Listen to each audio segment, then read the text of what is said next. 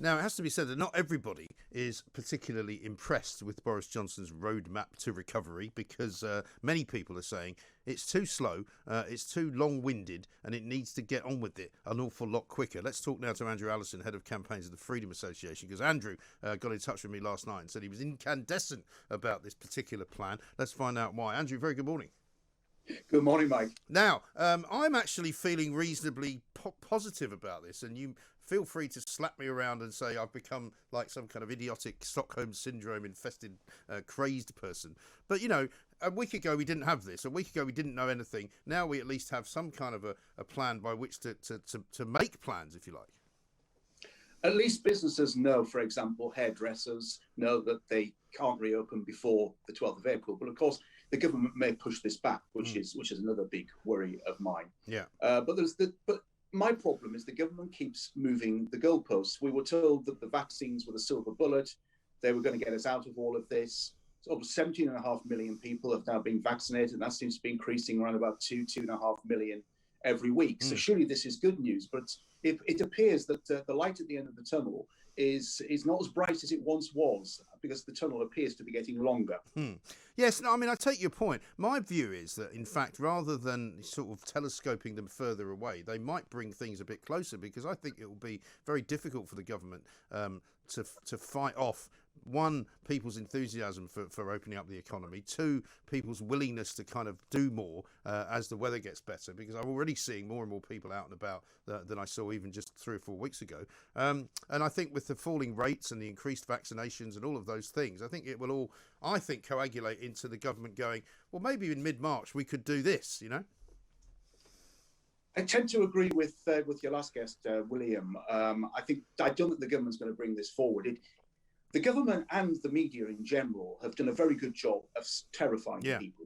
And we have these adverts that we hear on the radio and the television. Can you look a bus driver in the eye and tell him? I hate those ads so much. Can I just put that on the record? I do as well. They're straight out of Goebbels' playbook, to be perfectly honest. And they're terrifying people. So I don't think the government will bring this forward at all. But there's also some other things there. I mean, for example, zoos and wildlife parks can open on the 12th of April as soon as the kids have gone back to school. Why? It's in the great outdoors. Surely it'd be a great thing to take your children to, in a very safe outdoor setting. Yes. But no, the government has said that. I mean, why the 12th of April? Are they worried about sort of giraffes spreading COVID or something? Well, it does make you wonder, doesn't it? Because it's total nonsense. Yeah. So, I'll tell you what, the one thing that has irked me and has irked an awful lot of parents is this ludicrous rule that they're saying kids have to wear masks inside the school classroom now. So effectively, they'll have to have a mask on their faces for about 6 or 7 hours a day. I think that's inhuman. It is inhuman. It's almost child abuse, isn't it? Yeah. To force them to do that. I mean, I'm pleased that the schools are going back. Yes, and I'm pleased all the schools are going back. I fear that it would just be primary schools that would be going back, which suits me because I have a 4-year-old, so I'll be pleased to get him back into the classroom. Right. But that is good news. But this idea that, you know, by we get to the 17th of May, we can actually sit inside a pub or a restaurant. Right. I mean, you retweeted something of mine just a few minutes ago where I said that pubs and restaurants in my neck of the woods have been closed since the evening of the 4th of November. They've never reopened. They never even reopened for 2 or 3 weeks. Right. And I'm thinking of all the pubs and restaurants in my area. There's very few that have any significant outdoor spaces. So it's not going to be economical for them to open on the 12th of April. Right. My village pub has a huge outdoor space, but I don't think they have enough tables. Right. And do they buy more tables? And of course, it's sod's law, isn't it, that on the 12th of April, we're going to have some very heavy April showers. Of course, yeah. I mean, that is the problem. I mean, do you have any sympathy with the government's view, or their stated view anyway, that they need to take a look at the data for longer? For example, they haven't quite yet got enough information on, the spread and how the spread will go, because everybody knows they've kind of now abandoned the R rate. I'm not quite sure why they've done that, but they've abandoned it to the point where I'm quite happy that they're not using it anymore, because I think it's a fake construct anyway. But basically, they're going to look at opening schools up. Now, everybody knows, I mean, Boris said this yesterday, no matter what happens, when you open up the economy, there will be an increase in infections, no matter when you do it. So if they waited 6 months, it would happen. It will happen now. I'm happy that they're saying that and admitting that, but what worries me slightly is what will they do if the infection rate goes back up again? Will they shut everything down? I don't think they'll shut everything down, Mike, but I think they will just delay it. This is the worry. I mean, schools are going to reopen on the 8th of March. I think that's without a doubt. I think we will definitely be able to welcome people in our gardens again by the 29th of March. If you've got a garden. But if you've got a garden, indeed, and that's the thing, isn't it? For those people who don't have gardens, who are living in flats, it's much harder. Yeah. But when you start getting towards step 3, which is the pubs and restaurants reopening on the 17th of May, that could easily be put back because they think, oh, well, the infections are rising now, or there's a new variant coming in. But we know, and Julia actually reminded listeners of this during her show, that according to the government's own statistics, around 3% of infections have occurred in hospitality settings. And this is a massive industry, only 3%. So why is the hospitality industry in particular being singled out for this? Right. Because I just fear that so many pubs and restaurants are not going to reopen again. Well, I've been staggered at the resilience, actually, of the business, Andrew, to be honest, because I know a lot of people who run restaurants. I know a lot of people in the hospitality business in general.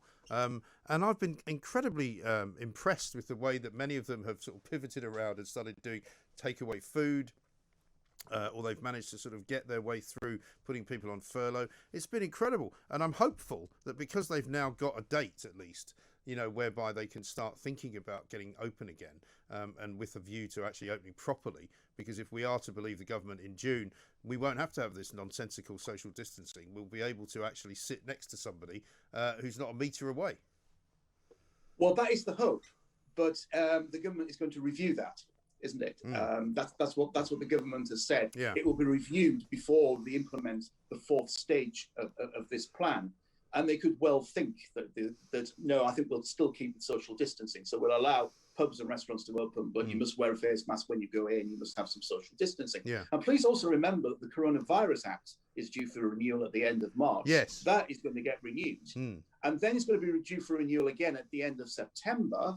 And I can guarantee that by the time everyone's got coughs and sneezes, as they always do when the schools go back in September, they'll probably then want to extend that again to March. So I think you know, we're not out of the woods at all when it comes to restrictions. No, I get that. And I get that, but I think it's incumbent on all of us, Andrew, and I include you in this, to make sure that our elected representatives know how we feel, that they know exactly what we will want them to do, what we will put up with, and what we will not put up with. And I think as long as we keep that pressure up, there will be people who start to get a little bit nervy about just ordering us around, because I'm sick to death of the fact that, you know, we elect these people to do what we want them to do, and instead they're telling us what to do. I completely agree, and that's exactly what we will be doing, and that's exactly what I am doing, and pushing the government to move faster. I mean, some people have described this as a snail's pace. I think it's probably an insult to snails, to be perfectly honest. They can move a bit faster than that. Yes, but no, I honestly do think it will happen. Well, I hope that you're right, Mike, and you are very optimistic this morning. I don't think I'm being pessimistic. I think I'm being a little bit more realistic. Yes, no, I think you are, and I mean, I share some of your misgivings. I'm just trying not to be depressed about it. Especially after Julia, yes. No, listen, Julia is a great woman, and she feels genuinely pained that this is not going better than it should be going, and I share her view as well. It's just that my own kind of general persona is one of positivity and optimism, and I know that sometimes people have been critical of Boris for being too optimistic, but I don't think you can be too optimistic. Well, hopefully not. And no, I wasn't having a dig at Julia either, because I feel the pain as well, and you know, I see children struggling. I see other people struggling. I see grandparents like my mother, for example, who can't see her grandson, hasn't seen him since August last year, and isn't likely to see him until June this year. It's very, very tough, and I just want to battle away for all those people who are really struggling and just want their freedoms back, and also to do the things that we were always used to. You know, we decide, oh, let's not cook tonight, let's go to the pub and have something to eat. All those simple things that we used to take for granted. That we just haven't had for the past year, really. Right. A little bit over the summer with the Eat Out to Help Out. But basically, a lot of this has been taken away in the last year. And we just need to get back to normal as soon as we can. And I'm looking forward to getting my jab. I turn 50 next week. So I'm going to be in that cohort. So I should have my jab by the end of March. And I'm looking forward to getting it. I would say to everyone, get your jab. Vaccines are definitely the way out of this, without a doubt.